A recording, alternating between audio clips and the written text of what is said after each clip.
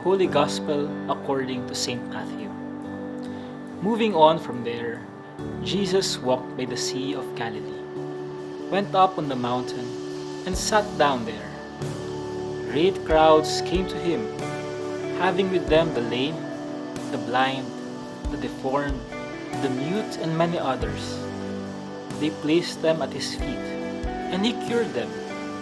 The crowds were amazed when they saw the mute speaking, the deformed made whole, the lame walking, and the blind able to see. And they glorified the God of Israel. Jesus summoned his disciples and said, "My heart is moved with pity for the crowd, for they have been with me now for 3 days and have nothing to eat. I do not want to send them away hungry, for fear they may collapse on the way." The disciples said to him, "Where could they ever get enough bread in this deserted place to satisfy such a crowd?" Jesus said to them, "How many loaves do you have?" "7," they replied, "and a few fish." He ordered the crowd to sit down on the ground. Then he took the 7 loaves and the fish, gave thanks, broke the loaves, and gave them to the disciples, who in turn gave them to the crowds. They all ate and were satisfied. They picked up the fragments left over, 7 baskets full.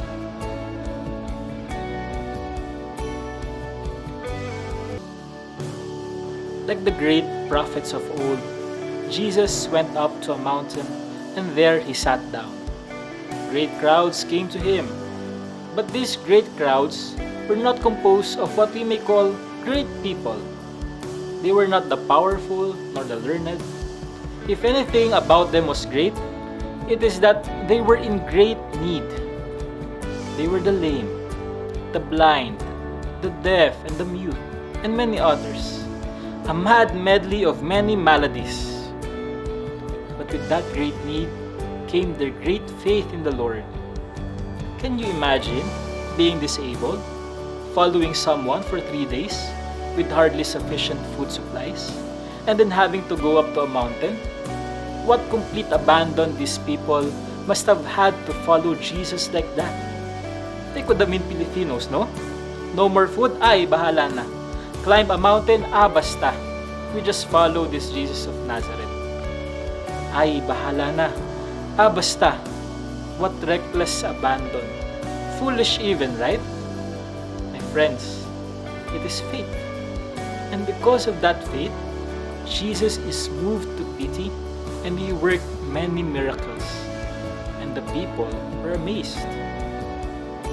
My sisters and brothers, in this 3rd day of Advent, the Gospel teaches us once more for whom it is that Jesus came to the world. It is the lame, the blind, the deaf, and the mute. Jesus comes for the least and the lost. In churches all over the world, people desperate for cures come to our Lord, seeking His mercy and healing. They are people in great need, with no one or nowhere else to which they can turn. They admit their complete dependence on God, who is our Father. My friends, we may be tempted to think that we do not need God. When things are going well in our lives, it is easy to forget our utter dependence on God. Our successes can make us believe more in ourselves than in God. We become self-content, like the rich man who, after a bountiful harvest, thought to himself that he can take life easy. But he died that very night. Nothing came of his material wealth, and he was empty-handed before God. If you do not see your need of God, it is because you fail to see the infirmity and the many maladies of your soul. And you know what is even more ironic? It is that even when we see our weakness, we still refuse to accept that we need God. How many times have we said or heard, "Tsaka na lang uli ako magsisimba kapag natigilan ko na yung paulit-ulit kong kasalanan. Tsaka na lang ako magdadasal kapag naayos ko na sarili ko. Teka lang ha Lord, may mga kailangan lang ako asikasuhin sa buhay ko. Tapos promise babawi ako sa iyo. Lord, sorry wait, May mga responsibilidad at problema pa ako eh. Next time na lang ako susunod sa'yo.